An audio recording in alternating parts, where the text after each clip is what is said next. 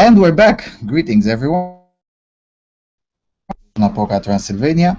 As always, alongside with me is Herr Jon Gunnarsson, broadcasting from Deutschland, and our producer sitting in the back room, broadcasting from the United States, Mr. James Huff. Greetings, gentlemen. Hi there, Jon. Hello. I guess it's working after all. Yeah, it does. With significant issues. Maybe it's because of the heat. I don't know how it's on your end, but in here I'm just literally entering into the asphalt. Well, it's rather warm here too, but it's not too bad. It's like at the upper end of what is tolerable. Yeah, well, 20 minutes ago when I got downstairs to grab something, there were 33 degrees in Celsius. That's quite unreasonable for almost 9 p.m. Yep.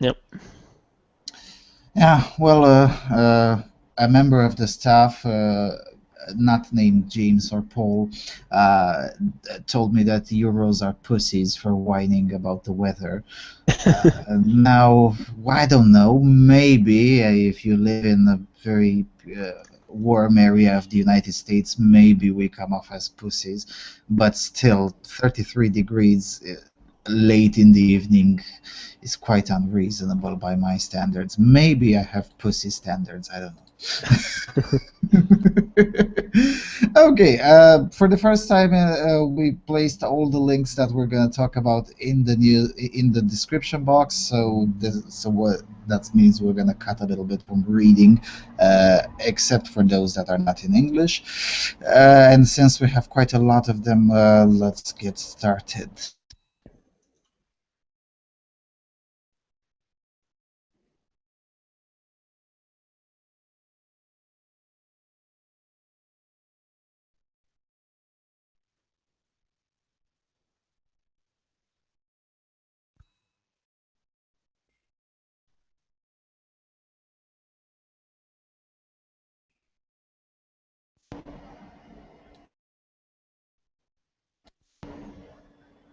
Jan. Okay, the first one is from the Daily Mail from the UK, and it's called March of the Feminist Bullies. As a Nobel professor is hounded from his job for sexist remarks, Sarah Vine says it's part of a deeply disturbing trend. First of all, let me just say that I do not intend to resign on account of what I'm about to say, or issue a groveling apology, or cry in the loose. So if you're a touchy feminazi with the sense of humor of Revita, or just one of those weird people who like getting in a massive lather about things, save your spittle. If, that is, you have any left. Because you did it, ladies.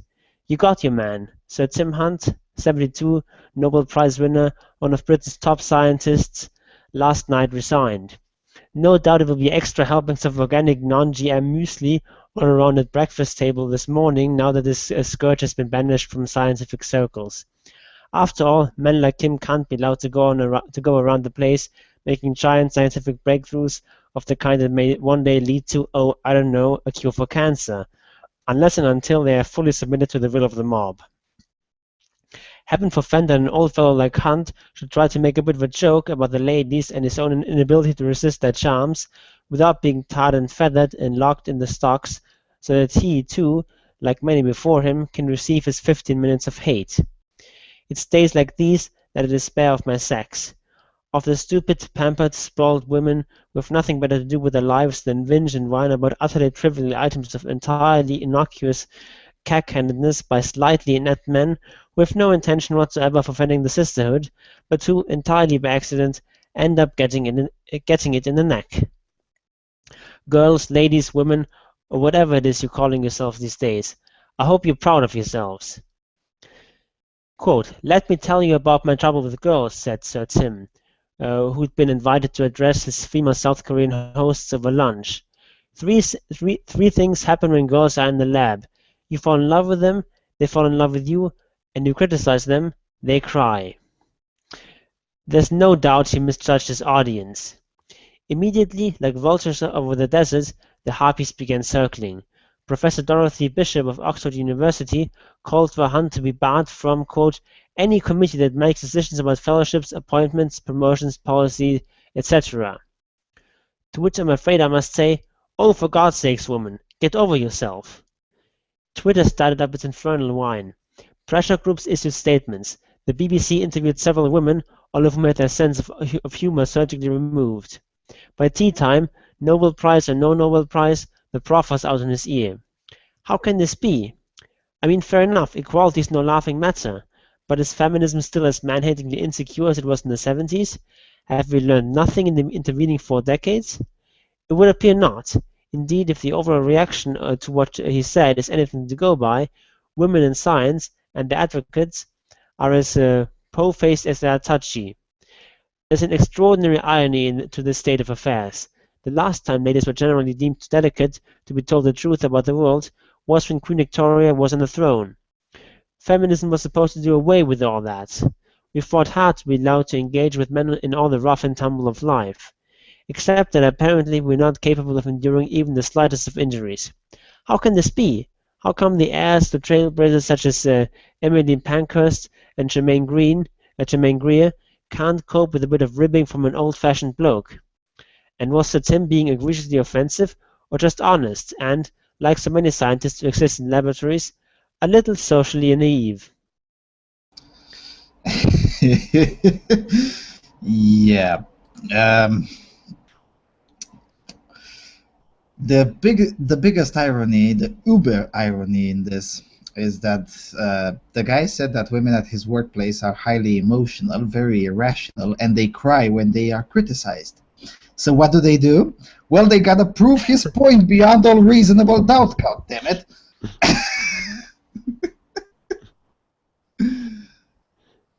I'm not easily offended. How dare you say that? I demand an apology.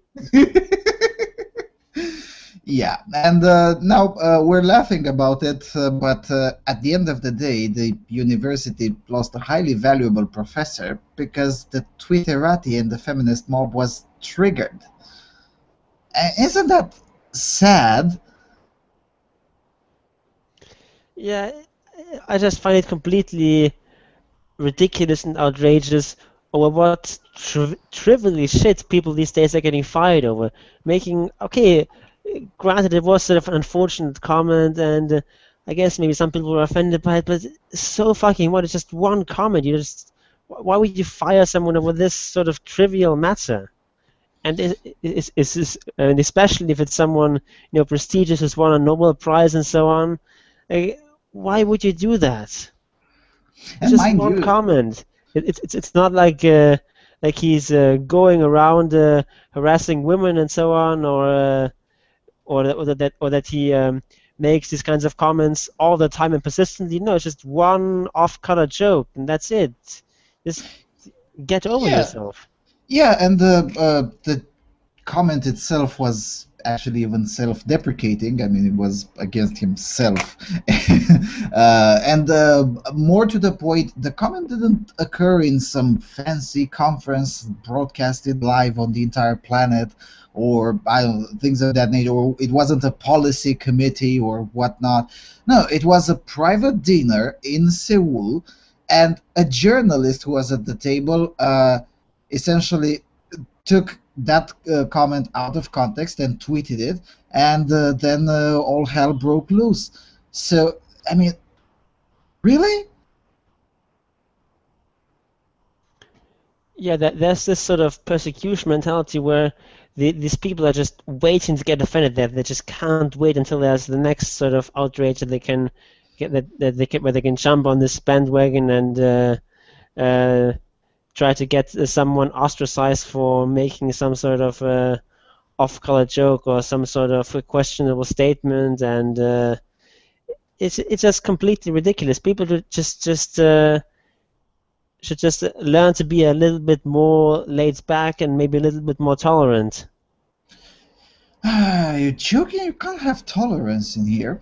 No tolerance for intolerance. Yeah, and now I don't know. I think it was Bill Whittle who called these kinds of hustlers, called them outrage junkies, and I think it's quite an appropriate term. As you said, it seems that a section of the Twitter mob is essentially there solely for looking for the next thing to be outraged about. Sorry. Yeah, and I find that quite outrageous. I think we should get all these people fired from Twitter. Yeah, and we haven't read the entire article because it's really long, and you can find it in the description box of this video. But the author of this piece from the Daily Mail did a very good job going through other cases of prominent scientists who have been the victims of the Twitter mob, and also, of course, she goes to the last very famous scandal, the Shirtgate thing. Uh, Seriously? I mean, and I actually think this is quite dangerous on the long term, far more dangerous than one or two jobs lost, uh, because a society that goes against its most intelligent individuals for petty nonsense at the end of the day is a society that doesn't set up itself for fabulous things on the long run. I mean, I could actually see that some of the individuals who are young now will say, well, maybe I should go do research in China where no one gives a shit if I offend some dumb journalist in a private dinner.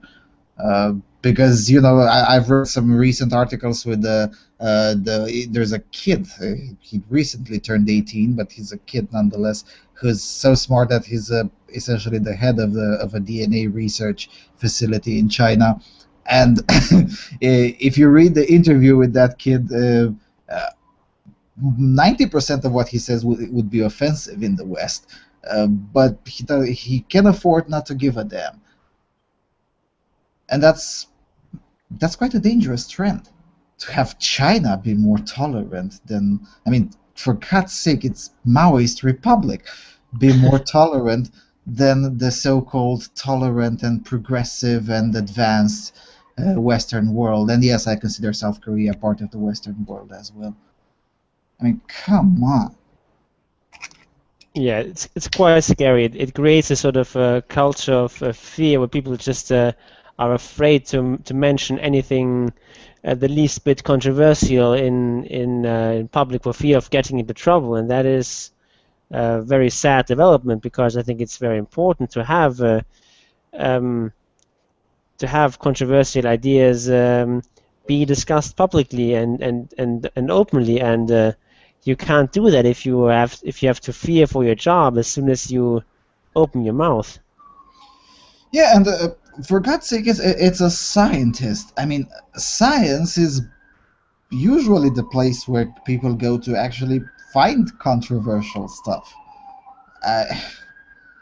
Amazing. It reminds me of that professor, I think it was from Harvard, who also who was also fired because he made the comment that maybe, just maybe, but maybe, men and women don't think the same. That was his comment. And he was also forced into resignation, or I think it was the president of Harvard.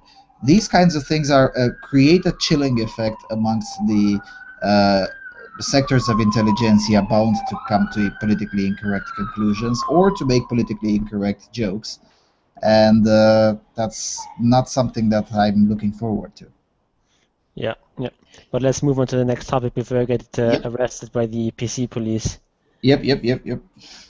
The second article is from The Guardian.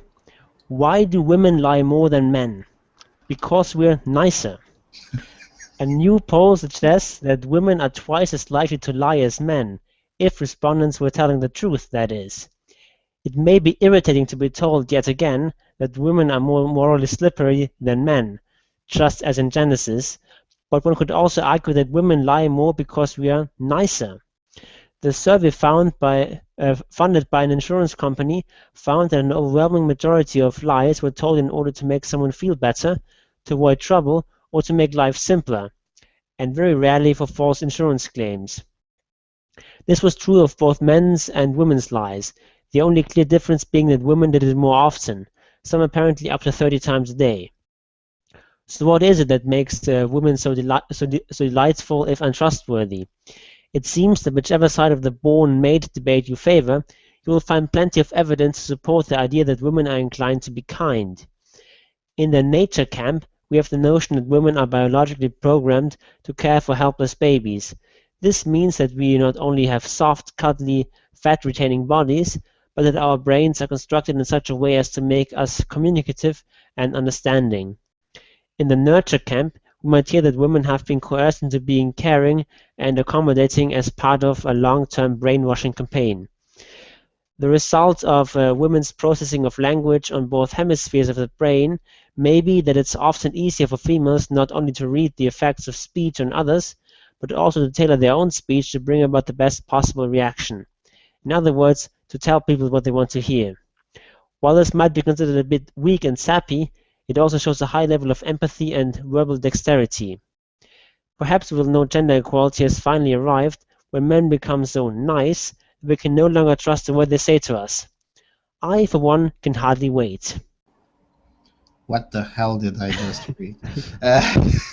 Now, for starters, the ability to detect other people's emotions does not show a high level of empathy, quite not at all. At the end of the day, what other category of people show a high level of understanding or detecting other people's emotions? High-functioning psychopaths. So no, being able to detect other people's emotions is not an indicative of high level of empathy, not even by far. As for verbal dexterity, okay, that makes sense. But how does that make it nice? The author doesn't explain. Well, I guess a lot of the claims made in this article are quite problematic. Of course, the whole idea of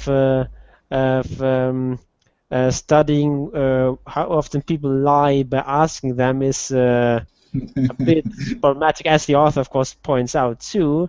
So that if what you're studying is how honest people are, then certainly how honest people are in responding to surveys will certainly bias the results. So I don't know. It could, for example, be that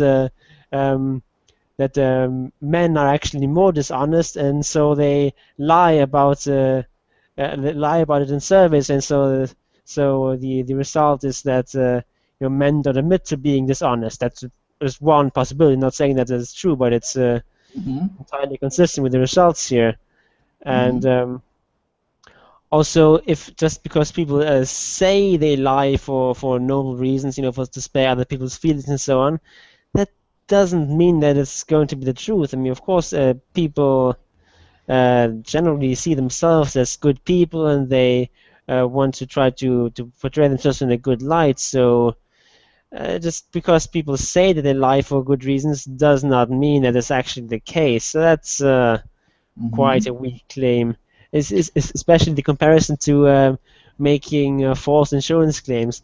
Well, of course, those are going to be a very small percentage of the lies people tell. I mean, the article talks about some people lying 30 times a day. I mean, no one makes 30 insurance claims in a day, either true or false. I mean, people make maybe one of those in a year or something, and that's probably more than most people do. So it's always going to be a small percentage of all lies, even if everyone lies all the time on insurance claims. Also, there is the incentive part at work. I mean, the chance of being caught because you told someone that she looks nice even though she doesn't, and the consequences for being caught are non-existent. Whilst making a false insurance claim, well, the chances of being caught is higher and the consequences are significantly higher. So the incentives to lie are different in the two situations, which is why I don't think they're comparable. And as you said, every single atrocity, not just petty lies, can be rationalized to oneself to be for a greater good. I mean, let's not forget, most of the atrocities on the planet have been committed under the guise of good intentions. Yeah, and I think in a lot of cases people actually do have good intentions. It's not that people start out I don't know, embarking on wars or genocide or something because they want to make people suffer, but because they have some sort of greater goal, some sort of, maybe they want to restore the greatness of the nation or something like that, or they want to achieve some sort of other high and noble goal that they regard as very important, and these these atrocities and so on, they are just unfortunately the price you have to pay for that, and in that way, most people rationalize their actions, no matter how bad these actions actually are. So. Yeah, let's not forget that Mao's atrocities were still called the Great Leap Forward. So, I mean, the intentions were fabulous. Let's have this nation take a great leap forward and let's progress. Well, that may mean 50 million will die, but, well, that's a small price to pay. So, yeah, I mean, good intentions are, and again, this thing, and this is quite often met, especially in sectors like The Guardian, this thing that if it's good intentions, then somehow it's excusable, or it's better because it has good intentions behind it. Well, it's only if those intentions are basically on the right side, if they if they are sort of ideologically similar to the people writing in The Guardian, which is fair enough. what. Yeah, fair enough, but then again, I mean, who wouldn't want, for instance, to eradicate poverty? I mean, I would want to eradicate poverty. I really would.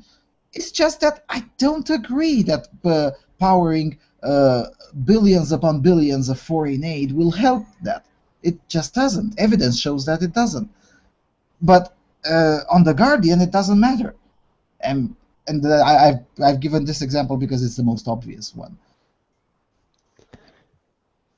Yeah. But to get back to the article, even despite the sort of methodological flaws, I don't think that this research is necessarily wrong. It might well be that women do indeed lie more and are maybe better at lying. That's I wouldn't discount that. That's definitely possible. And but the sort of discussion that takes here about how that's might be necessitated by women caring for children and so on, that seems rather far-fetched. Like, yeah, it's a stretch. Maybe if you want to make a sort of biological argument, you could say that you have you have the practice of exogamy, of women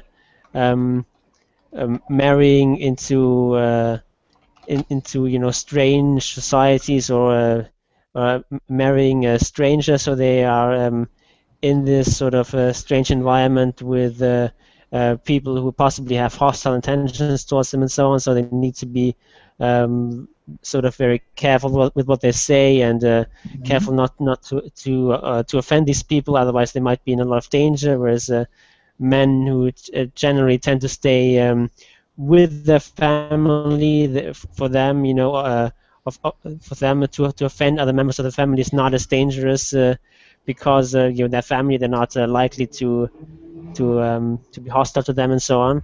So I guess that might be a sort of plausible evolutionary explanation why women are more inclined to lie, or more more skilled at lying. But this sort of explanation offered here in this article is yeah, but then again, implausible. None of that explains why this is an indicative of women being nicer. It just doesn't. I mean, it explains why it happens, but it doesn't explain the claim of, well, because we're nicer. That's made throughout the article, starting with the title. Yeah, I guess sort of if you have in today's climate a study that says something negative about women, you have to find some sort of positive angle to it. Fair Otherwise, yeah, you might get into trouble. yeah, you might get fired. The Twitter mob is gonna lynch you or something. Okay, let's go to the next one, which I regard as a positive news overall. Coming from Balkan Insight, a website that collects news from all over the ex-Yugoslavia plus Albania. Patriarchal Bosnia turns blind eye to feminist art. At the Sarajevo European Union Info Center, a group exhibition opened on March 9 under the topic Women in the Art World. Typically for a show by feminist artists in Sarajevo, the show took place without much media promotion and with an audience comprised mostly of family and friends of the 10 participating artists. The paintings, sculptures, digital photos, and designs addressing women's bodies, rights, and ideas, and were largely ignored by the Bosnia's own art scene. Until the show closed on March 18, only a handful of visitors came to see it. Among the works that thus remained unknown to the public are the digital photographs by Ina Zanno, a young multimedia artist from whom this was her first exhibition. But she cannot do much to raise awareness of her work because neither the home audience nor the authorities have much interest in feminist issues, which means that opportunities to exhibit and funds for production are short. No official would say publicly that he's not interested in feminist issues, but he would not show up for such an exhibition, nor will a part of the budget be set aside for an exhibition like this, Tsano says. She's one of the several members of the Bosnian art scene who persistently deal with gender issues, but whose work passes largely unnoticed in their own environment. Artists like her and the One Artistic group struggle in Bosnia against the odds not only to live from their art but to win society's recognition for their mission to change the position and perception of women in the country. The most resilient fighter for the feminist cause in Bosnia is the Association for Culture and Art Crvena, which means red. Anyone surprised? Founded in 2010, it has achieved international success and affirmation abroad, but its members still share the same problems as Tsano does when it comes to organizing exhibitions at home. Adela Jusic, a member of Crvena's operational team, says domestic audiences are most drawn to commercial events or to those that are connected to questions of national identity. Folk festivals, calligraphy exhibitions, and other cultural activities associated with ethnicity, religion, and nationality, which in our country are still the most important after the war, now present the Bosnian mainstream, while non-commercial independent art cannot get the support of institutions or the media, she complains. Although they applied for funding before, this year, for the first time, Jusic says Crvena will receive €3,000 from the state. But this sum is not nearly enough to have any real impact on addressing the problems of feminist artists. In 2011, the association applied for funding from the Federation entity's Ministry of Culture and Sport for an EU project, Feria de Fronteras. In the end, it was fully funded by the EU, with Crvena as one of the partner organizations. Jusic says obtaining state funding is not the only problem. Independent artists who, like her, are not employed in art institutions and live from fees or sales have no pensions, health insurance, or official work experience. They're counted as unemployed. Well, because they are. Anyway, there is a list of about 100 individual artists for whom the state pays health, work experience, benefits, and pensions.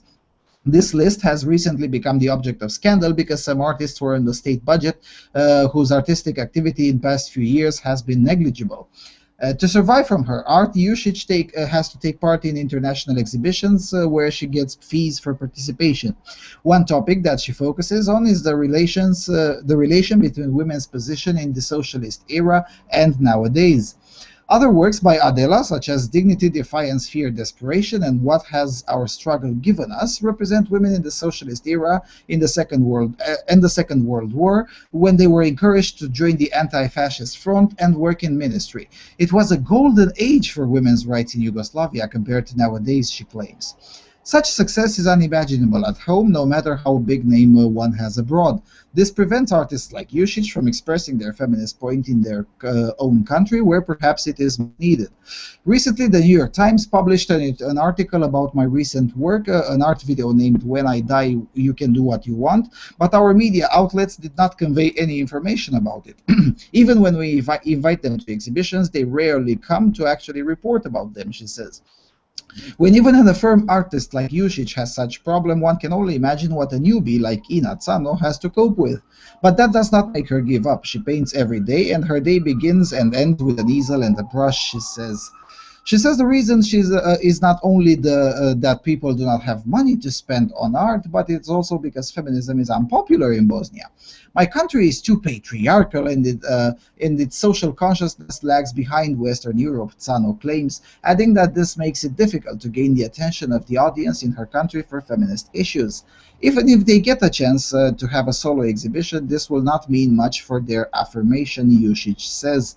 Even if someone offered space for a solo exhibition for free, I would have to turn it down because I would have to finance the production by myself, she explains, while only some 30 of my friends would turn up at the opening and no one else.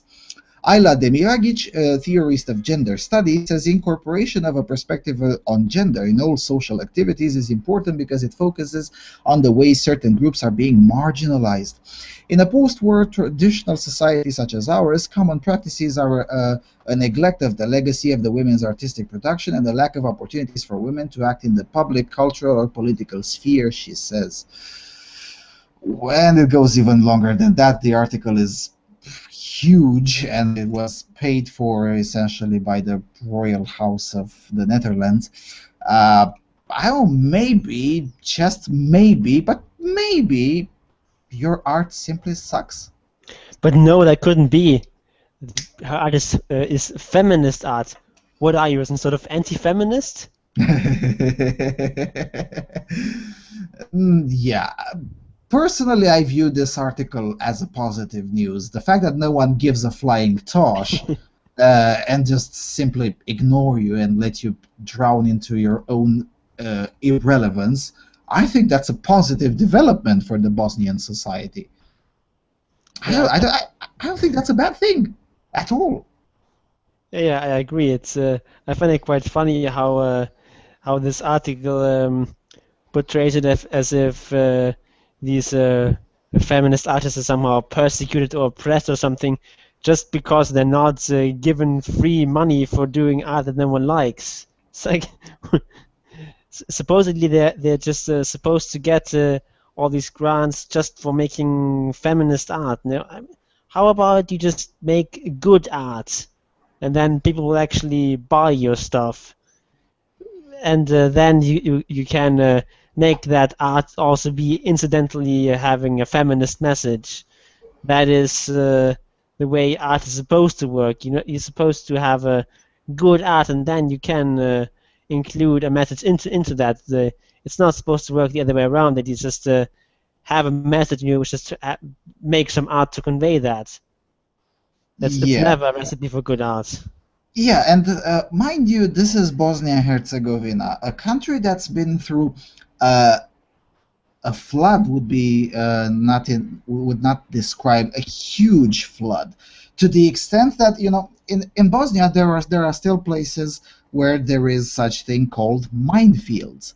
That is mines that are still buried from back in the days of the Bosnian War. And with the floods, some of those minefields were literally moved somewhere else. And now nobody knows where some of the mines are. So I would argue that the Bosnian state has much bigger affairs on its plate right now, such as building the roads that have been rebuilding the roads that have been destroyed by the flood, finding again where those mines are, and either removing them or marking the field as a no-go zone because, well, it's a minefield. Those are things that cost more money and are far more important than Adela Jusic's bullshit art that no one gives a flying toss about. I mean, the fact that they were eventually given 3,000 euros, that's already too much. 30 cents would be already too much in my opinion, but okay, 30 cents I would agree. But 3,000 euros, fuck that. No, absolutely not. And it's interesting that the article mentions that, well, the 100 individual artists who did receive some sort of pay from the state, that group of artists were also subject to a scandal because they were receiving money for nothing. So what makes them think that already those established older artists are already subject to a scandal because they receive pay and the public doesn't agree with that? What makes them think that's okay to add even more to that list? And even more irrelevant and artists to that list. How's that make it okay? I guess the argument is that these people are getting money for not doing much, so I should also get some money. Yeah. That's basically the argument. Yeah, except for that I would, pesky Bosnian public who doesn't think that way. yeah, I would say that the Bosnian public is quite right to criticize those 100 people who receive state funding for their arts. How about just not giving public funding to anyone just for doing arts? I mean, if people want to buy art, sure, let them buy it. Or if people want to give private endowments and so on, sure, why not? But I just don't see why the state has to get involved here and subsidize art. That if people don't want to pay for it voluntarily. Yep. And it's not like the Bosnian public doesn't buy art. They do. They just don't buy feminist art. Yep.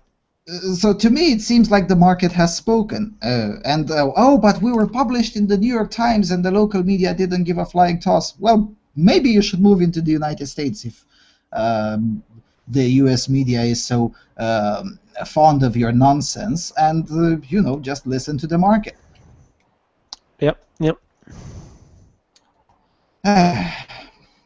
Okay, let's go to the next one. Coming from the local Sweden. Sweden is confused about tackling addition. Now, I'm going to only read the second part of the article. You can read it in its entirety. Find the link into the description box. Another observation concerns sex. When I was growing up in Scotland, our neighbor over the North Sea was a beacon of sexual liberation, and I assumed that Swedes were miles more advanced than us primitive Presbyterians. Indeed, Sweden is a very liberal country when it comes to talking about sexuality and its different forms. Swedish school children get a sex education, and homosexuality is widely accepted. Gay marriage has been legal since 2009, and gay couples are allowed to adopt children.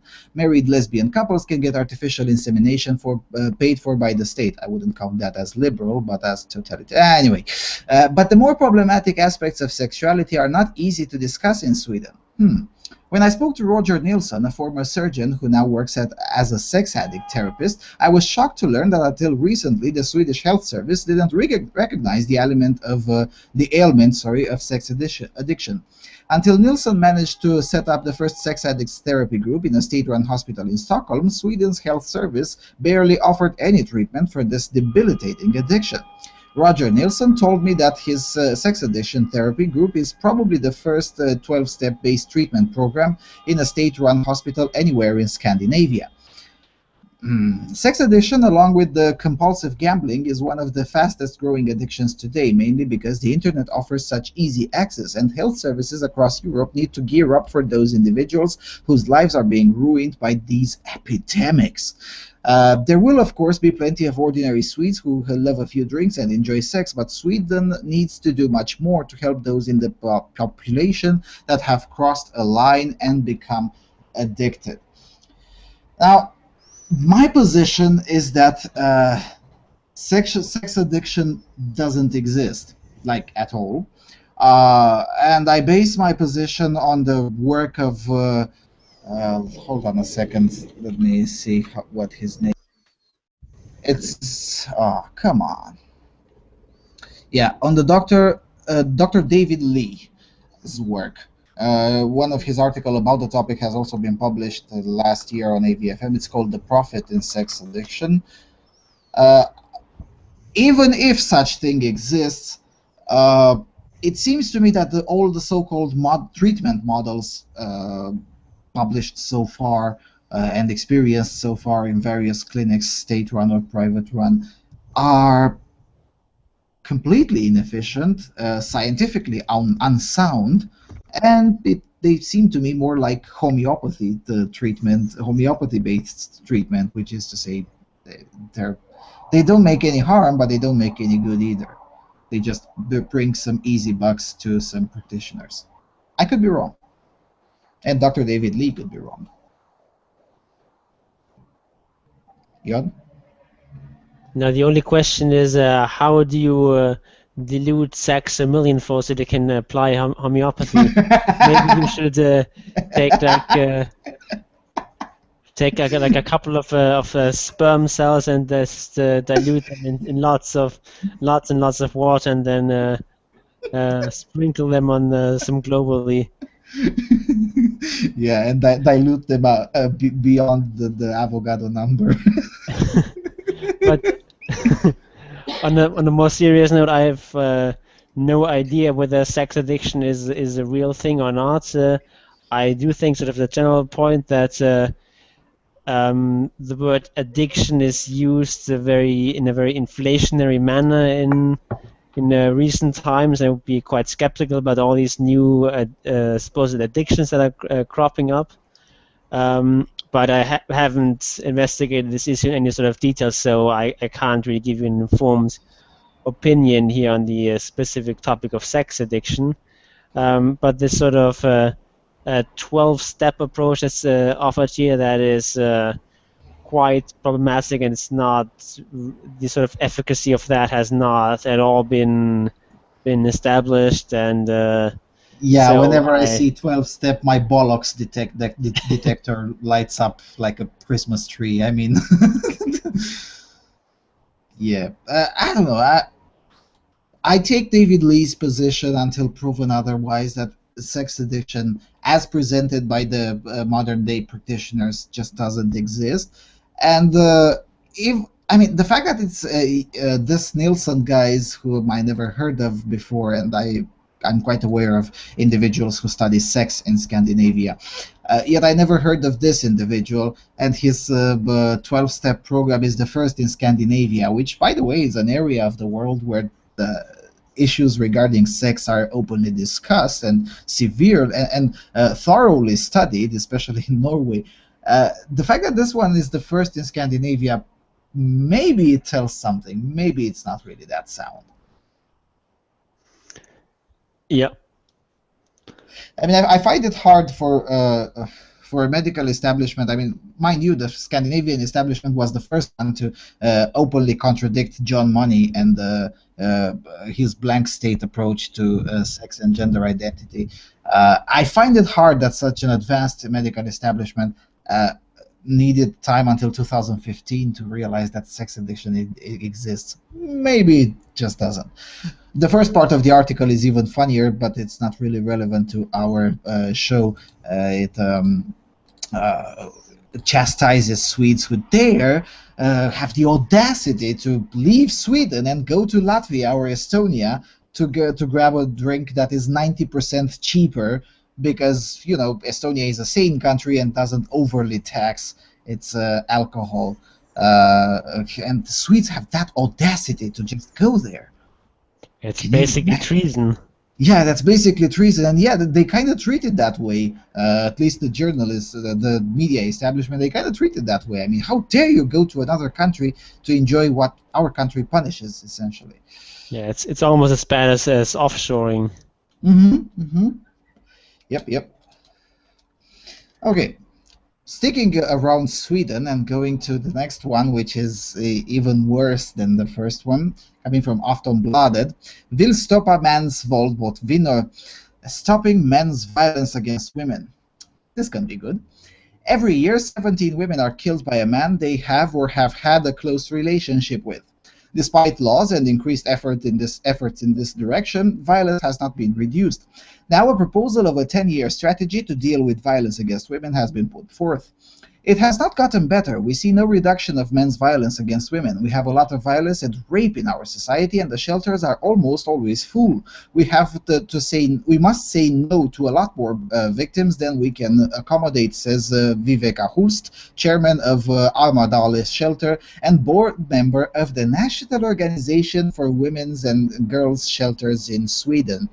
Now, mind you, it's that organization, the Riksorganisationen för kvinnorättstjejer i Sverige, ROKS. You can learn quite a lot about this organization if you're looking for the documentary Könskriget on YouTube. You can find it with English subtitles very easy. So yeah, anyway, back to the article. Government investigator Juno Blum proposes a range of measures, including better national coordination and collaboration. Today, it looks very different for how a woman prone to experience violence is treated depending on where in the country she lives. The investigator stressed that the work to tackle violence against women must be prioritized and that the knowledge of the consequences of violence must be improved. There are points that Vivica Hulst applauds, while she has heard some of them before. It's a little exaggeration. One could say that the investigation, what this investigation says, it has been said for 30 years. Now, for example, that the knowledge of men's violence against women must be included in training, but in the end, it is the universities themselves who decide. They want to level out the differences between the municipalities in terms of what help female victims of male violence get, but it says nothing about how it should be done, she complains. The investigator, Juno Blum, would particularly like to see early concrete actions. We cannot wait for those who are victims of violence to approach us, she says. It's too late when 17 women are killed each year. She notes that there are many shortcomings in the work to tackle violence against women, even though it invested more in recent years. The stakes are often short-term, prevention is lacking, the work is often done in parallel alongside regular work, and it is not a priority for manager. Equality Minister Åsa Regner from the Social Democrats is now sending the inquiry for comments. She wants to work with violence prevention efforts and to involve more men in gender equality policies and the work of men's violence against women. In recent years, happily, more men and men's organizations have been involved, and I think it is absolutely necessary. We need to have a conversation about the role of men and masculinities without collective blame, says Åsa Regner. And by have a conversation, one should understand as the Marxist feminists speak, and the men listen and enjoy the guilt tripping. Anyway, the cost of implementing these proposals is estimated at 36 million svenske kronor a year, that's almost 4 million euros, and for the strategy's first 4 years, between 2016 and 2020. A pittance compared to what the violence costs are on a societal and individual level, considers the investigator. Now, when will Sweden learn that taking any advice whatsoever from rocks is always a bad idea? Seriously. Well, it depends on a bad idea from whose perspective. No, it is a bad idea even from a feminist perspective. I mean, last time when Sweden gave prominent status to rocks was something like 15 years ago, and several girls ended up kidnapped by this organization and transported into Norway under paranoid guilt tripping and under paranoid theories that there are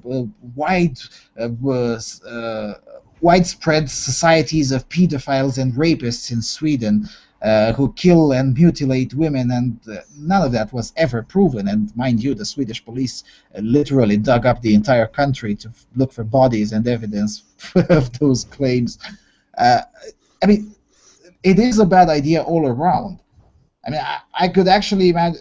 I mean, if even from a feminist perspective, I mean, would you want an organization who is known to kidnap women and move them outside the country? Would you like that organization to be prominent in anything in the government of a nation? I mean, come on. Yeah, but only if they kidnap those women to protect them from these insidious pedophile rings who are trying to kidnap them first. Yeah. To kidnap them first, yeah. Just beat them to the punch. Yeah, and 36 million svenske kronor, it's quite a lot of money for even for an organization such as ROX, who already enjoys quite a lot of funding from other sources, and even including other state departments. It just looks like yet another scam, and the worst thing that can happen, I think it will actually happen. ROX will end up again either kidnapping some people or hurting some people, just like it happened the last time and the time before it. Because mind you, the incidents described in the Jönskriget documentary were just the latest at the time when the documentary was made. They were not the first. It was not the first time when ROX was essentially batshit crazy. Yeah, and in this article we once again see this claim made about this prevalence of violence against women in relationships, and it's true that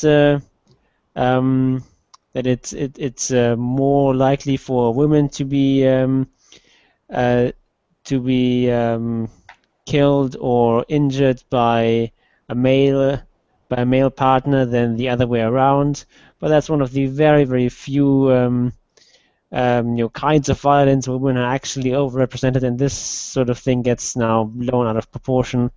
This is just the latest of many, many cases we've already discussed here on this show of people doing that, and it's really annoying because it just sort of overshadows the much more important and much larger trend of that violence is primarily a male-on-male phenomenon, not a male-on-female phenomenon. Mm-hmm. It's just annoying, and it just creates this very distorted picture in a lot of people who take the media too much at face value, which is probably most people. Mm-hmm. Yeah, and and again that claim, oh, we have a lot of rape in our society. Allow me to disagree with that entirely. I mean, if I am to take the official numbers of Sweden when it comes to rape, that would mean Sweden is like 200 times more dangerous than South Africa, which was, last time I checked, the leader of when it comes to this particular crime of rape on the planet. I can't believe that Sweden is 200 times more dangerous than South Africa. I just can't believe that. Like, never. Because it's not true. Yeah, it always just depends on how you define these things. If every little thing, like he said that he was using a condom, but then he didn't, or something like that. If that is already a rape, then of course you're going to get large numbers. Yeah, But absolutely, absolutely. The way rape is defined in practice within the judiciary is so out of touch with reality. And mind you, this model of practice, the Swedish model, is actually extremely harmful for genuine victims of rape. I mean, if everyone is a rapist legally, or almost everyone, then real rapists find it much more easier to hide within the general population. Just like when it comes to exaggerated claims of pedophilia, which happened several times in several nations, not just in Europe, but also across the pond. When everyone that has a 17-year-old girlfriend is a pedophile, then real pedophiles find it much easier to hide within the general population. I mean, if one really wants to help victims of rape, well, the first step would be to don't have like 3/4 of the population be eligible for that definition. Just say. Yeah, because if you're in a situation where everyone for the slightest offense gets labeled as a rapist, then people might just be tempted to just commit real rapes, because if you're already a rapist, then what's the worst thing they can do to you? Label you a rapist twice over, and yeah. And this kind of thing actually happened with domestic violence back in the days of gender Stalinism in Spain, between 2009 and 2012, or 2013, when the law was finally abolished. There were quite a few individual men who said, "Oh, wait a minute, my wife has falsely accused me of DV 3 times now. I've been in and out of jail for essentially nothing. And the third time when he got out of jail, he went down and beat the crap out of his wife, and got up a smaller sentence than the previous false allegations, the previous 3 times when he didn't do anything to her, because when it was simply DV, it was gone through a separate court system called the women's courts. That was it was a nice period in Spain, and the women's courts had much lower authority than the regular criminal courts. So and when it came to a criminal court, well, the criminal court analyzed it like any other violent assault and said, well, how many hospital days did she needed? Was her life put in danger? And judged according to facts, as opposed to he said, she said. Yeah. Okay, let's go to the next one. Okay, this one is from Germany, from the Augsburger Allgemeine. And it's called Sex in the Titania Thermal Bath. Bad excuse in court. On Tuesday, a couple faced judicial consequences for having taken the name Adventure Grotto in Neusassian Titania somewhat too literally. On Boxing Day, an 18-year-old man and a 19-year-old woman had a tryst in the bath. A pool supervisor had caught the drunk couple and expelled them from the bath. Quote, I should like to lock you up in the cellar for 3 days, Judge Bernhard Kugler grumbled during the hearing on Tuesday. He was shocked by the behavior of the two in court. The young man and his girlfriend denied all charges throughout the trial. The couple, which had had sex in the bath, showed no remorse at all. They also refused to be represented by a lawyer. In the end, the 18-year-old and the 19-year-old were sentenced to weekend arrests. The young man even received 2 weeks. Additionally, both of them have to do community service. The verdict is not yet final. During the public trial, 2 pool supervisors appeared as witnesses. Both were working on the day on which the couple shamelessly indulged their lust. Normally, they wouldn't have called the police, they testified. After all, it happens from time to time that lovers get closer to one another in the thermal bath. But in this case, the visibly inebriated couple had loudly insulted and cursed the supervisors. Quote, they were completely drunk. Children had found hip flasks in the bath. The 2 defendants denied having had sex. The young man claimed that his swimming trunks had merely slipped down. But there is video evidence taken by security camera. But this video was not played publicly. Then the article goes on to discuss a second case that happened a few years ago, where a couple was caught having sex in a church during a service, and they received a fine that the woman received 900 euros fine, and her boyfriend received a fine of 8,400 euros. So once again, this is one of these interesting cases where a man and a woman do basically the same thing, but somehow the man gets a harsher sentence for doing the exact same thing. And I haven't looked into these cases in detail, whether there's good reasons why in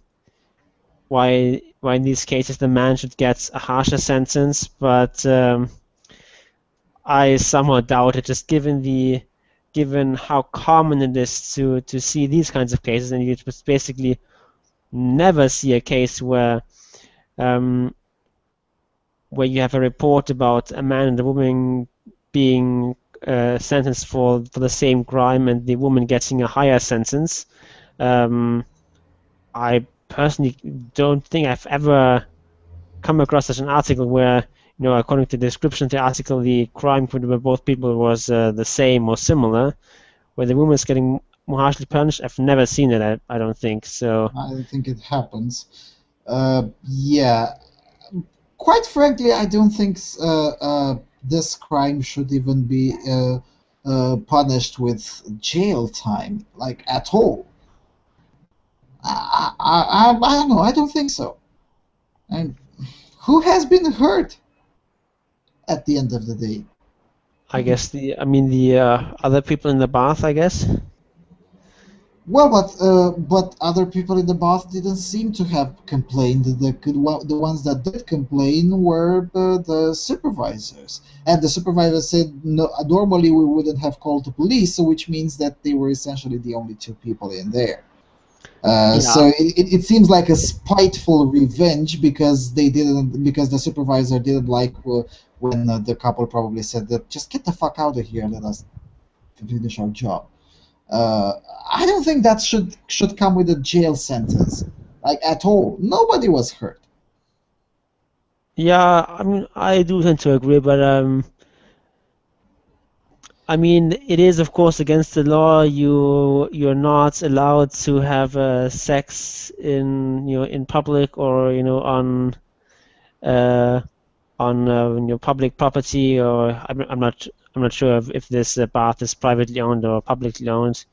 Um, but either way, you're not just allowed to have sex there, so it is illegal.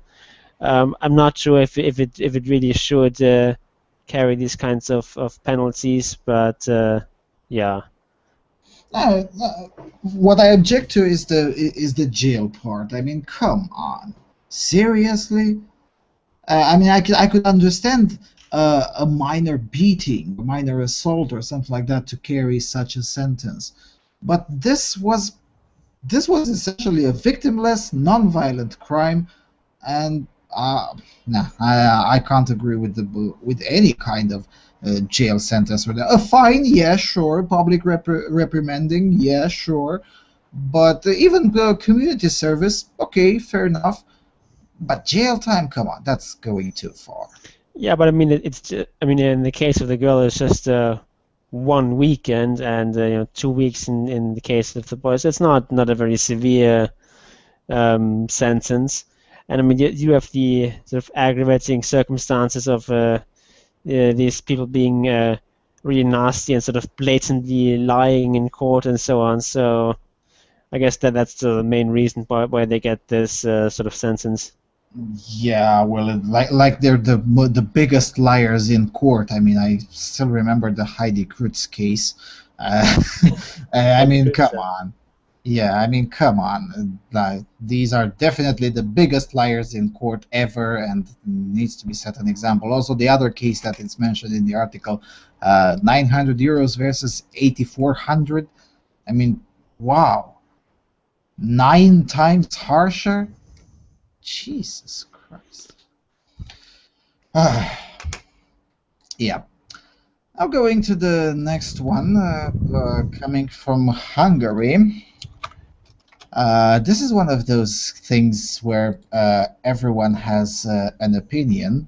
It's one of those bizarre situations, but because it involves celebrities, it made the headlines.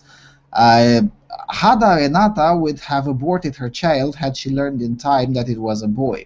Now, Hada Renata herself used to be quite unknown in Hungary until she married Fabri Sándor, who is a well-known comedian both in Hungary and abroad. He even worked in the US for HBO, I think. So Fabri Sándor, her former lover, is quite known. Anyway, so the article goes like this. I'm not going to read it in its entirety. Fabri Sándor's former lover, Hada Renata, gave birth to her son Pishti 1 month ago. The TV2 celebrity previously announced before the whole world that she would have aborted the child had she learned in time that it was a boy. Now that her son is born, she immediately wants to get pregnant again so she can have her daughter. During the first 11 weeks of the pregnancy, she conducted several tests and was told by the doctors that she will have a she will have a daughter.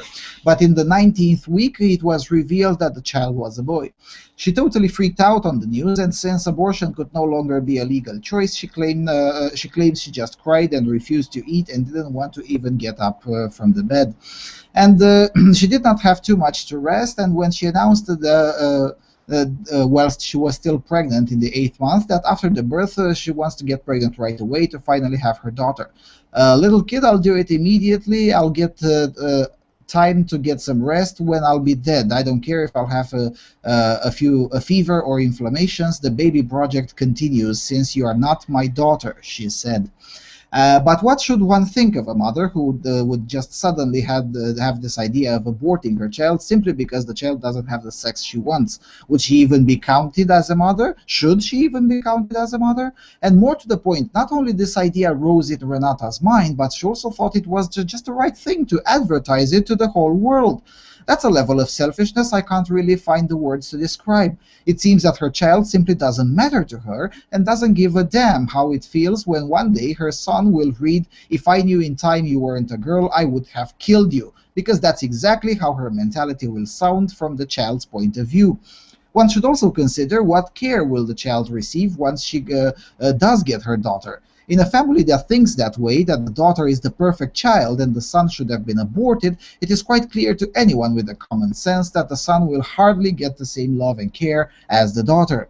She acts like this is one of those childhood situations when the parents give you a small doll and then you see another doll and she thinks that the second doll is the right one. Then throw a tantrum until you receive the second doll, and then from then on that will be the favorite, and the old one will reside in the remotest corner of the room collecting dust.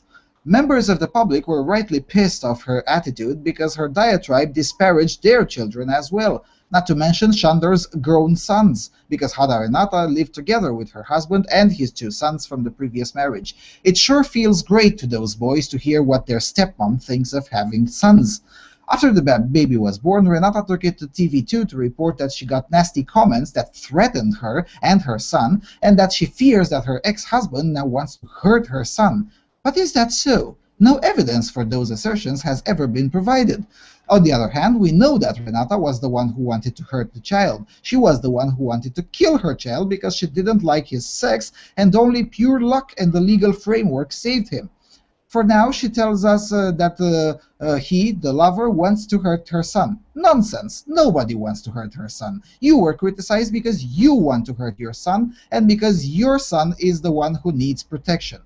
And it goes on for a little bit, and at the end it also mentions, it is important to mention that this is probably not an isolated case. The sex-selective abortion is rarely discussed because there is no proper control. It's also a good question why the doctors say what they think the sex of the child is in the 11th week of pregnancy if abortion is no longer legal after the 12th week in Hungary. The lack of regulation clearly plays a role in making more and more such news pop up, and in my opinion, sex-selective abortion is unacceptable and should be banned. As I said, it's the kind of topic where everyone has an opinion. Basically, I remember feminists whining quite a lot about sex-selective abortion, but only in China, because there it targets girls. Never anywhere else, or in India, but only when it targets girls. How's that working out? Yeah, I mean the whole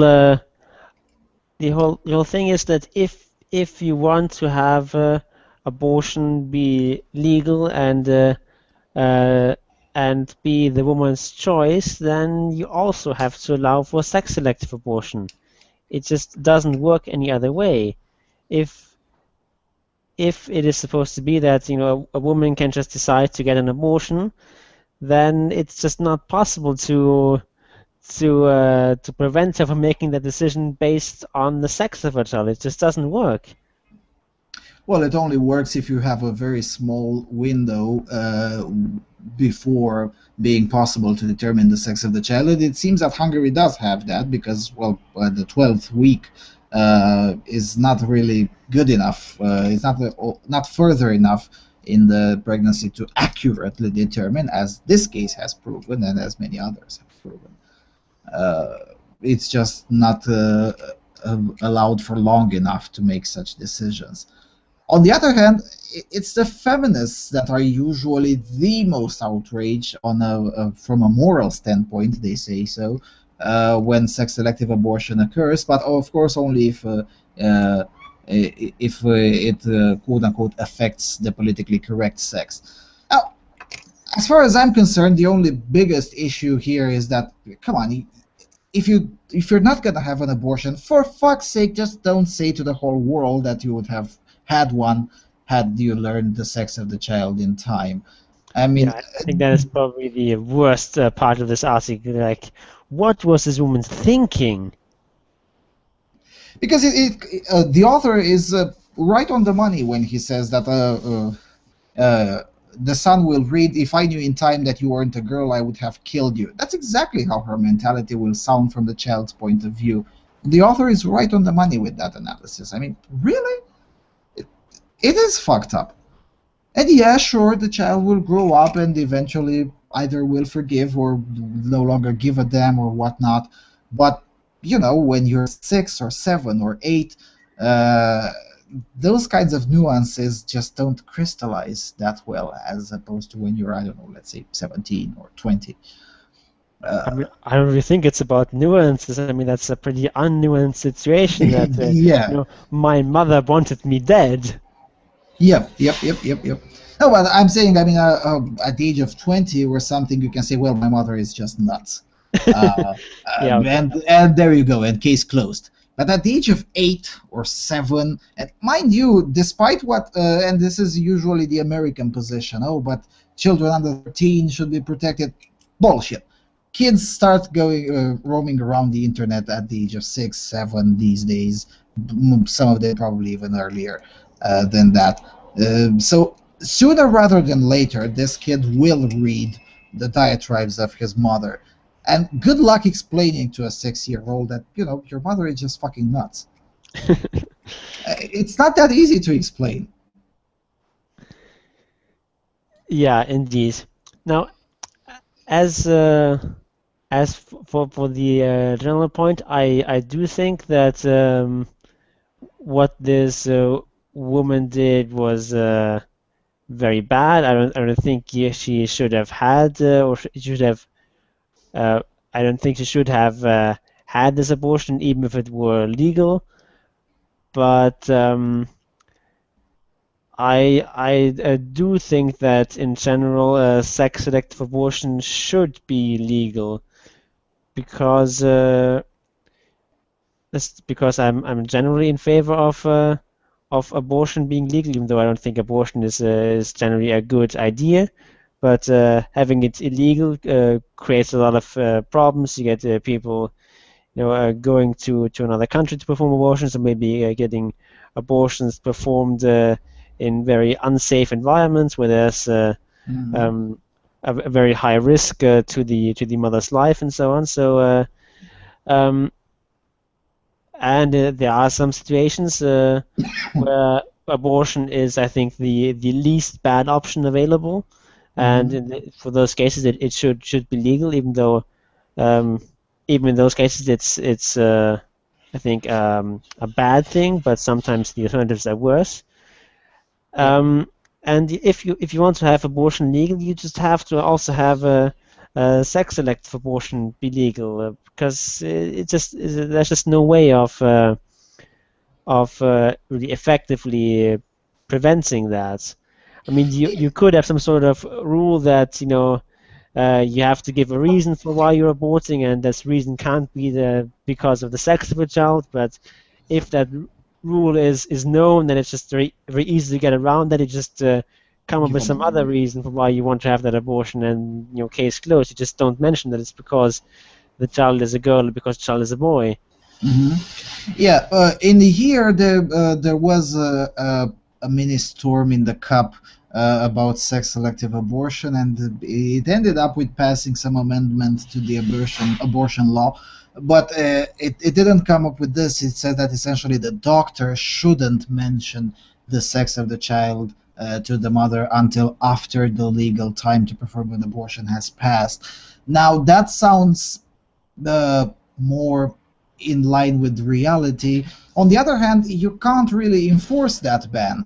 I mean, gynecology consultations are 100% private. How do you enforce the ban? Yeah, I also don't really agree with that sort of ban. I mean, why should you withhold this sort of information from parents? I think they do have a right to know that sort of stuff. To prevent sex-selective abortion. But then again, the ban is unenforceable, and I could even come up with situations where that kind of information is quite relevant. For instance, there are individuals who carry some sort of genetic diseases, but if they have a child of a particular sex, the child could be healthy, and if they have the child of the opposite sex, the child is most likely unhealthy. So, that information can be quite useful because despite all the rhetoric coming from the social sciences, that kind of shit ain't a social construct, it's a factual reality. Yeah, I just don't really understand the argument against sex-selective abortion. Like, I just don't see why a sex-selective abortion is in any way worse than an abortion because I just don't feel like having a child. Mm-hmm.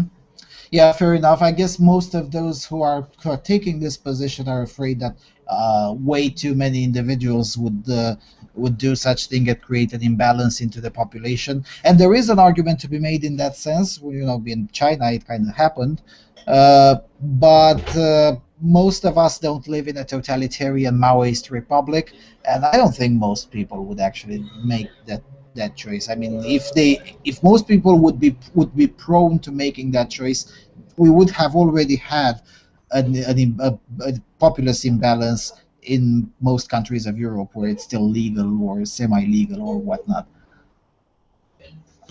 Yeah, but this sort of sex imbalance in countries like China is not so much the result of sex-selective abortions, but more the sort of strange policies that they have there with the one-child policy and this sort of idea that only male children have an obligation to support their aged parents. So if you only get to have one child and you want someone to take care of you when you're old, then that child better have to be a boy.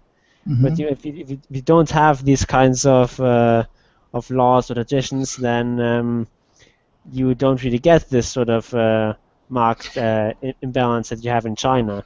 But Yeah, in China, the sex-selective abortion is a symptom of a different fucked up policy, which is the one-child policy, indeed, and the combination of cultural facts as well. Yeah, and even if you somehow manage to effectively outlaw sex-selective abortion, that still doesn't cause the problem. That still doesn't really solve the problem because then you get probably infanticide of girls, which is generally considered even worse. So I don't really think that this would improve anything. Maybe it would reduce the number somewhat, but still. Yep. Okay, let's go to the next one. Okay, this one is an opinion piece from the Tagesspiegel, and it's called Nazi accusation is a great honor by Harald Martenstein, or Martenstein, not sure how it's pronounced. Today, if you've never been accused of being a right-wing extremist, that's a sign that you are somewhat boring as a writer. It's like during the 50s, only in reverse. If we were in favor of recognizing the Oder Neisse line, we favor the legalization of homosexuality, you were called a communist. Today, if you express any doubts about feminism, you're called a Nazi in a heartbeat. The Nazi accusation has become a kind of nightly accolade for interesting texts. That's why I was very proud when the Green Heinrich Böll Stiftung pilloried me as an NPD sympathizer, and NPD is the National Democratic Party, which is a neo-Nazi party, because of an essay about gender research, which is kind of a feminist theology. After all, the NPD also opposes it, which is all the proof we need, right? Currently, these people, for simplicity's sakes, I'll call them stiffs, are attacking Ronja von Rönne. She's a 23-year-old feuilleton editor for Die Welt. Has at one point worked as a model, boo, and in one article she denounced feminism as privilege-seeking. Quote, justice according to feminism is 50% quotas, except for shit jobs. To the subsequent shitstorm, a priest contributed this threat, quote, Nobility is for the lamp posts. After all, priests also marched in the front ranks of the stiffs in the 50s. But over the course of centuries, the stiffs have become soft. Instead of burning heretics, now they are merely supposed to be hanged. The Nazi accusation is supported by the fact that among hundreds of likes and links, the NPD's Women's Association is also among the people who liked Dorene's article. By the way, the NPD is very much in favor of environmentalism, just like the Greens. Rönne has for quite a while been nominated for the Bachmann Prize, a famous literary award. A journalist of the Tagesschau wrote, "This author recommended to you by the committee of the Bachmann Prize and the Circle of Nationalist Women." We can observe that any joke at the expense of or criticism of feminism is countered with the accusation of persecution, combined with attempts to smear the author. Persecution is always solely practiced by the others. This is an attempt to erect a zone beyond the scope of criticism, which must not be allowed in a free country. Now there's one more paragraph here, but I cut that. This sort of controversy that Martenstein is talking about here is came about after this newspaper, Die Welt, which is sort of a conservative, slightly right of center publication, had a series of essays, I think 4 in total, on feminism, taking different authors taking very different positions, and one of them was by Ronja van Rönne, where she wrote a very critical piece, basically attacking feminism, and for that, of course, she was viciously attacked, and yeah, it's just sort of one more example of how tolerant these kinds of people are. No, I like that. You know, the Nazis favor environmentalism as well, just like the Greens, Yeah. which is true. I hope it's true. I mean, there is a reason why the term eco-fascism still exists in the vernacular. Now, I agree, and I would extend that not only to Nazi, but I would extend it to all kinds of other accusations, accusations of racism, of sexism, of all kinds of other isms. And the contention of the author that if you haven't been accused of being a Nazi or something bad like that, you're probably boring as a writer. I couldn't agree more. Seriously, I couldn't agree more. And on that note, I have to note that I haven't been called a Nazi for almost a year now. Shit, I'm getting boring.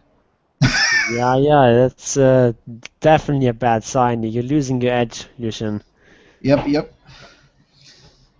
Last time I was called a Nazi, it wasn't in non-feminist circles. It was when I said that maybe, just maybe, if you want to help gypsies, you probably shouldn't make their jobs, their trades illegal instead of filling them with welfare.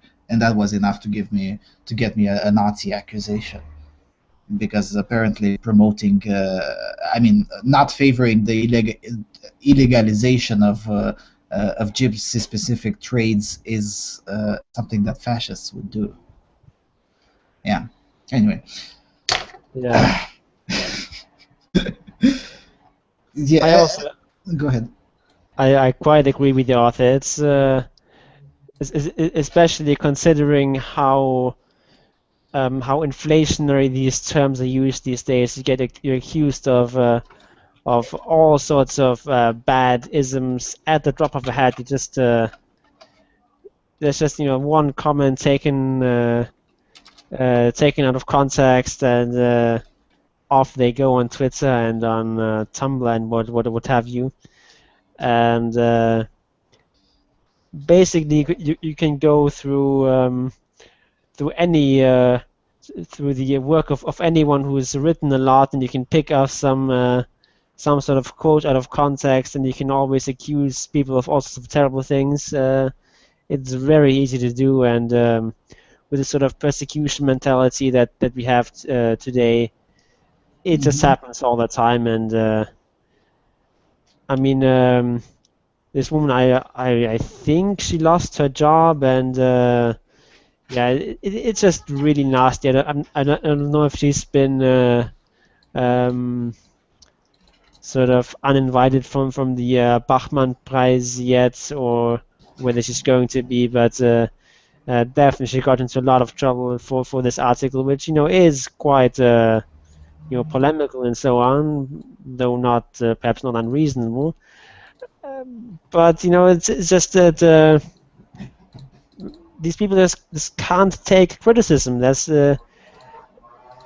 we had these I think 4 different editorials with all different positions, some in favor of feminism, others opposed to it. I think one was sort of neutral, as some sort of guy who said that he just didn't care about feminism, just wasn't negatively positively disposed to it. And I think fourth one was some very confused piece where I don't really know what the position of the author was, and I don't think she knows either. But yeah, yes. So it seems to me that Die Welt actually hold a debate, a proper debate where all positions are invited. Yeah, but that's not good enough. You just because if you hold sort of balanced debate and give all sides a voice, then then you're basically bigoted, and basically because these opinions espoused by anti-feminists, they're wrong, so they shouldn't be aired in public. They're just beyond the pale, and you're just not supposed to say that. Well, if they're wrong, then let the chips fall into place in the free market of ideas. And that used to be a commonsensical position not so long ago. Yeah, but the problem is that the sort of free market space of ideas, these kinds of ideas are kind of winning. Like if you look at the comments in these articles, most of them are quite favorable towards the René article. There's a few negative comments, but I'd say like 80-90% of them are supportive. Well, then tough shit. Now, I remember I've seen, I think it was on Facebook, someone said, "Oh, well, every time feminism wins debates," and I think that the wins debates is a misleading claim. I mean, feminism doesn't win debates. It only wins when no contrarian point of view is even remotely around. Because it's like you can't project darkness. You can only keep the light outside. So yeah, of course, when you put everything in places, insofar as in a room it's always dark, well, yeah, darkness has won. But one little a piece of light that comes in, and there you go, poof, no more darkness. And that's pretty much like it's pretty much the same with feminism. It can only win if every other position is just verboten. Yeah, and I think this will eventually be fatal to feminism, because these feminists, they insulate themselves from criticism, and they as soon as their positions get challenged, they get offended, and they're running for their safe rooms, and they have to sort of reassure each other that that their opinions are correct after all, and these people are all nasty bigots and so on. And it's just creating a very negative PR for them, because a lot of people are kind of seeing that the Empress has no clothes. Yep. Yeah, I mean, I'm not gonna cry for the PR of feminists, but yeah, indeed, I mean, it's the kind of attitude that doesn't allow oneself to evolve in any sense whatsoever. and it's not the kind of attitude that is healthy for anyone who has any sort of ideas, whether they're popular or not. Okay, and now let's go to the last one, coming from your what is the term in English? Anyway, Not sure what. yeah, forget about it. Go ahead. Okay, this one is from Iceland, from IcelandReview.com. Iceland sets for women-only parliament. The Alþingi parliament came together at 11 o'clock this morning, and the first item on the agenda was parliament itself. Left Green MP Steingrímur J. Sigurðsson started by endorsing a suggestion from Independence Party parliamentary chairman Ragnheiður Ríkharðsdóttir for a women-only Icelandic parliament, though Steingrímur's idea is a little different to the original proposal. Steingrímur said that there is nothing new in the idea that the world might be a better place if women had more of a say in how it is run, Vísir reports. He pointed to a conference where he put forth the idea that women should be allowed to run the whole world for 50 years in an experiment to see how much better of a place it might become. Quote, I don't take Ragnheiður's idea as a joke, and I have a suggestion for how we can begin, Steingrímur told Alþingi.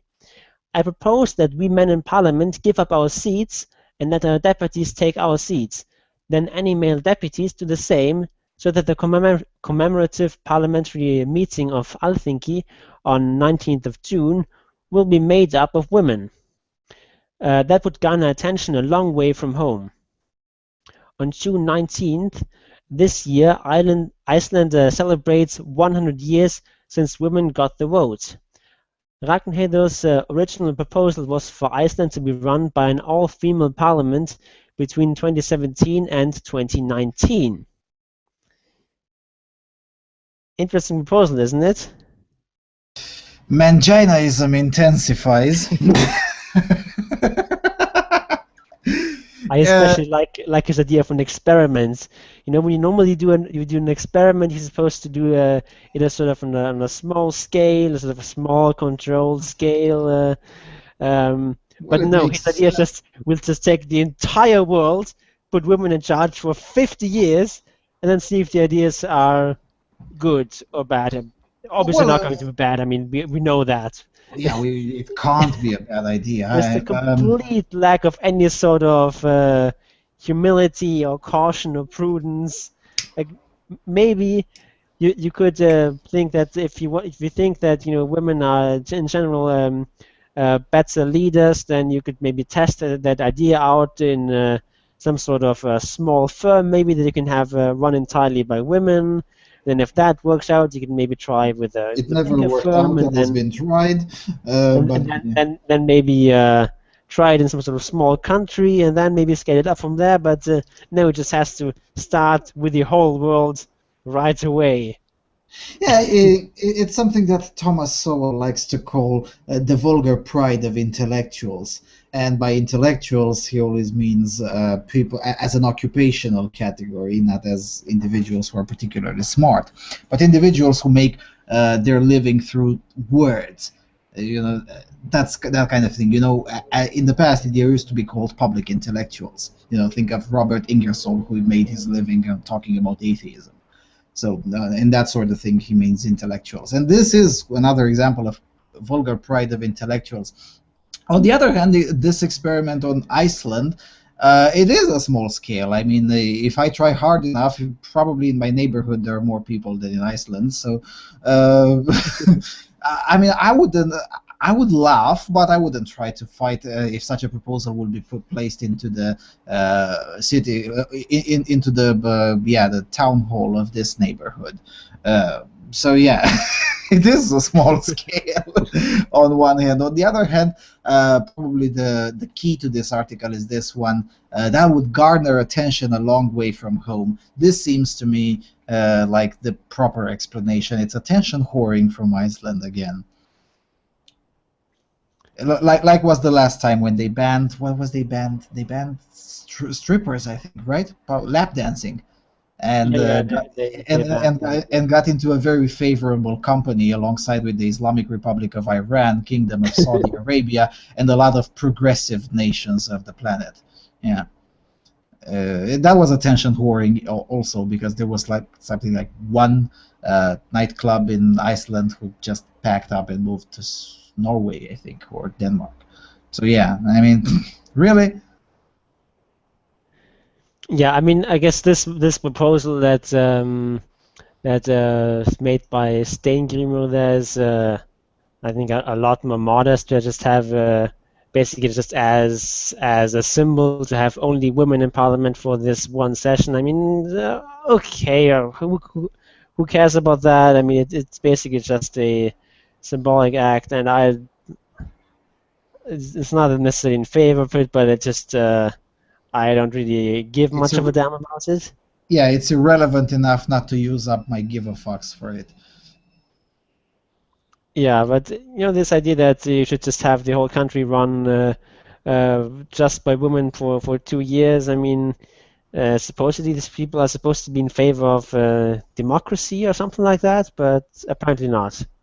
Yeah, well, but democracy is, and mind you, this is a point made both by the opponents of democracy and by the extreme supporters of democracy, that is the socialists.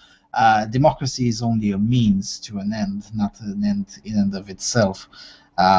That's the danger of democracy, essentially, because sooner rather than later, or sooner or later, maybe I should say, it eventually leads to such outcomes with individuals who just want to pick winners and losers whenever they feel like, and everything we've said before be damned, because we can only go forward and never backward. And those principles of democracy, well, they were good 100 years ago when Iceland adopted female suffrage, but they're no longer useful today in our progressive, open-minded world.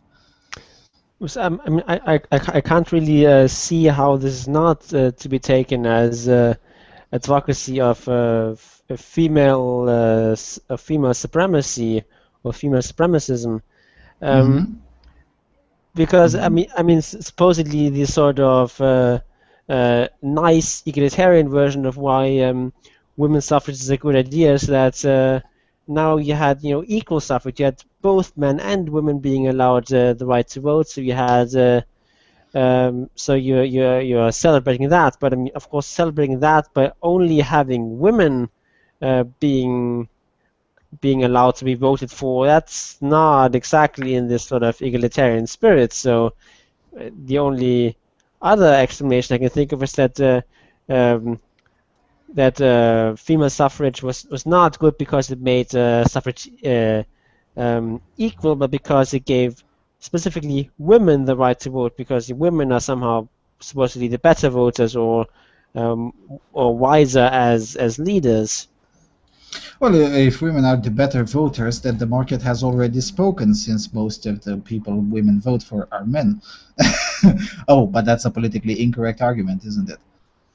Yeah. Therefore, you must now be expelled from the show. Yep, absolutely. I'm sure. The more I start a Twitter campaign to get you banned from the show.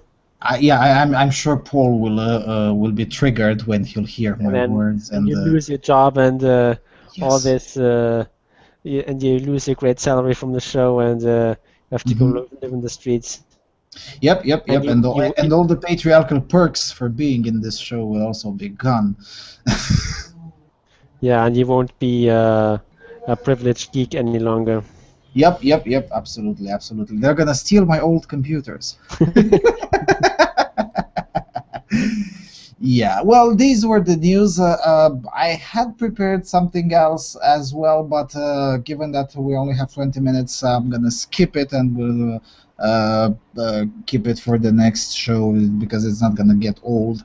Essentially, the EU has pulled a Sweden on us again. They've adopted some sort of regulation which will force, in theory, in practice, I sincerely doubt that most countries will give a damn.